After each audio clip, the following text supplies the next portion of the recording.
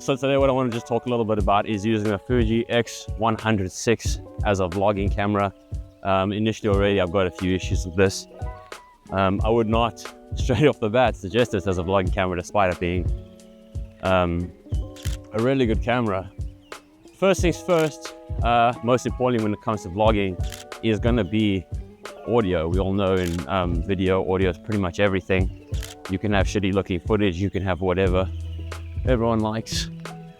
Your filters, your grading, whatever, it doesn't matter as long as your audio is good and people can actually understand what you're saying and hear your content and have good sound. So straight out of this, with the Fuji, unfortunately the mic jack is not your regular 3.5mm mic jack. It is slightly smaller, so you would basically need to either find a mic for that port, or you would need to buy an adapter. I feel like with the Fuji, there's a lot of adapting needed to kind of make this work as a vlogging camera. So I mean, audio pretty much is going to be your first issue. Otherwise, we're out here. It's a very cold morning. Pretty much just walking the dog and trying to get a few steps in.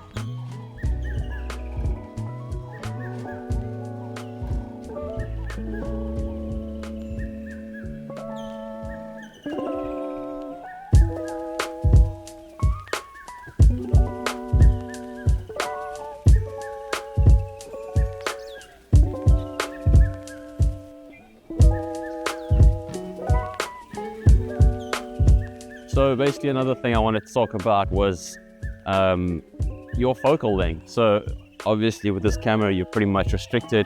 We all know it's a fixed lens camera, which means you can't swap lenses out for something wider, something closer. You're pretty much stuck with what would be an equivalent of a 35mm lens.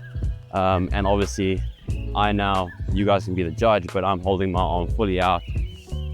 I've got it on a little gorilla pod as well, and I'm pretty sure it's quite close and not pretty much as wide as I want to be. You want to be able to comfortably hold this thing out, not too far away from your face and be able to speak to camera. I mean, I think anything 16 to 20mm would be ideal. So 35 is definitely cutting it a little tight. So it's fine if you're going to set up your camera and everything, but if you just kind of want to walk and vlog and do that, then I think you're probably going to have some issues or just find it very frustrating to use this camera as a vlogging camera. So again, not ideal.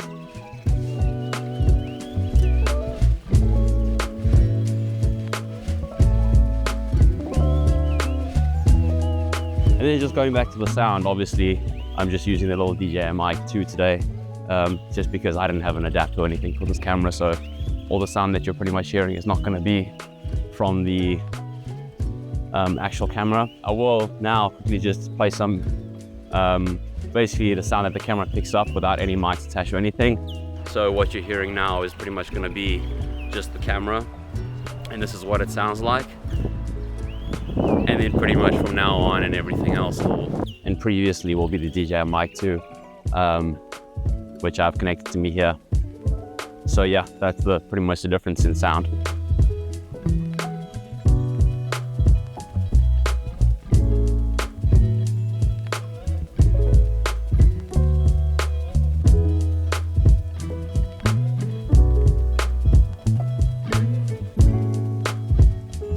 So again, we're kind of walking through a nice little wooded area out here, so I thought this would be a pretty good test for the autofocus. Again, I'm just warning you now, if I'm not in frame, that's another big issue actually with this camera, the screen. So the screen obviously doesn't flip out like most of the cameras do these days, to be honest. Like most of the cameras that you can find, even entry-level cameras, a flip-out screen is pretty much stock standard.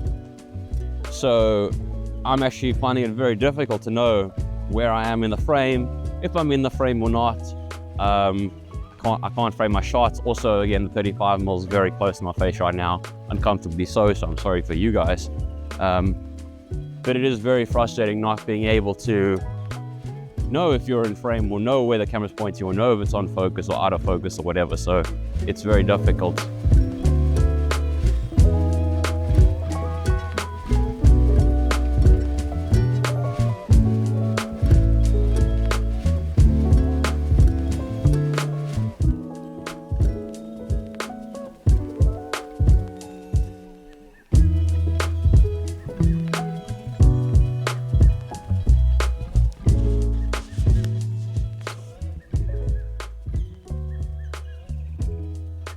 Yes, I just basically want to stop and have a quick chat about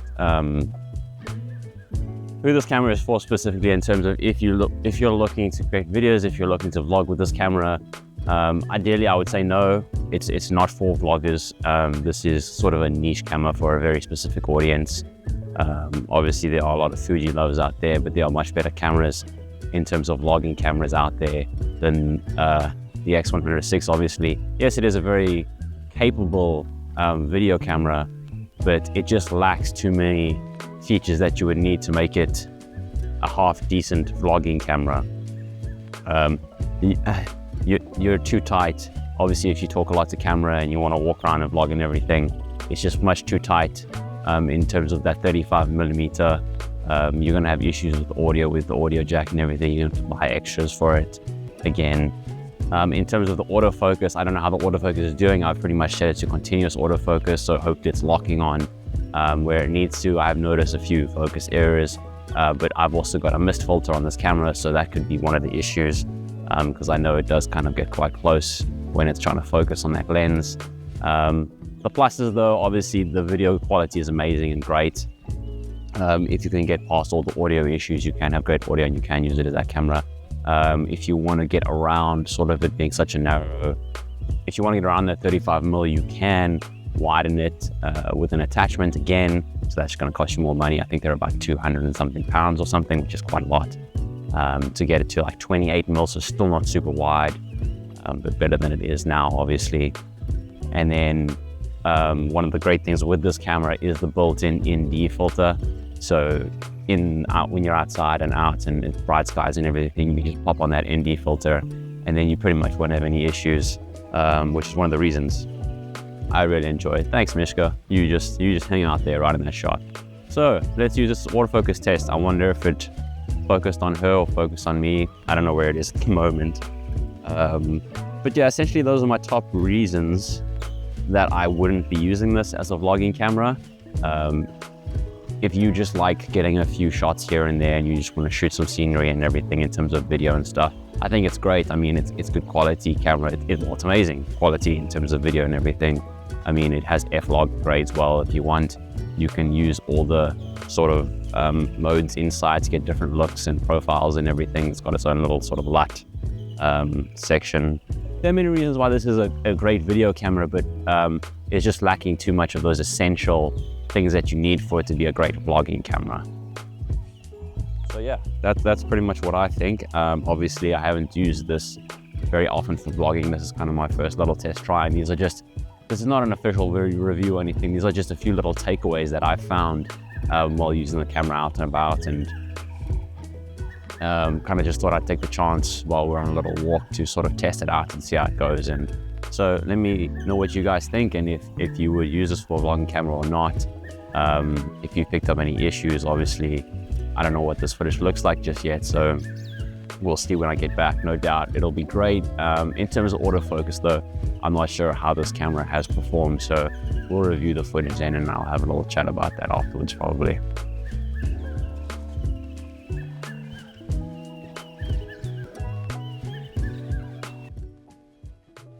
Hey guys, so I just want to have a little chat. Obviously I've now kind of reviewed the footage and everything from the walk that we did a little earlier, and as you can see, it is very shaky footage in terms of the IBIS and everything. The IBIS is very good if you're kind of holding the camera still and it can level itself out, but as soon as you add some sort of motion to that, it seems to go very shaky. Autocorrect not quite know how to resolve the movement. So especially when you're walking with your camera like that and speaking to camera and everything, it doesn't seem to do a very good job in being able to manage that movement. Another problem obviously being that you're at 35mm, so it is very close and tight on your face. If you're much wider, that movement and everything is a lot more forgiving. And then just a few other mentions that I didn't talk about, basically the battery as well. The battery, especially when you start shooting video, is not going to last you very long. So if you want to do like a full vlogging day, you might need more than one battery to kind of get you through that day. Another thing is just the memory cards as well. You only have one memory card slot, which is not ideal for professional work, but obviously previously I've recommended you to not use this camera for professional work. It is not a vlogging camera specifically either. So So I would not recommend using this for vlogging either. One thing that might work is putting it in single focus rather than continuous focus, because as you can see, the autofocus did not perform very well, especially on that walk. It didn't know whether to look focus on me, it focused on the background quite a bit. So I don't know if that might have been user error in terms of setting up, but I think maybe a single focus point would be much better than actual continuous, just because you're giving the camera less work to do, and it kind of can focus in on either just the center of the screen or something. And I think that would give you much better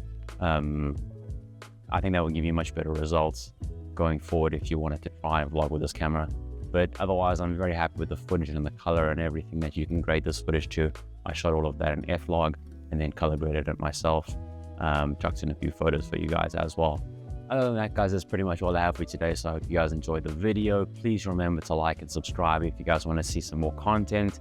I will be bringing out some more videos. I am going to Portugal next week, so very excited about that. I've never actually been before, and yeah, looking forward to taking some nice photos over there.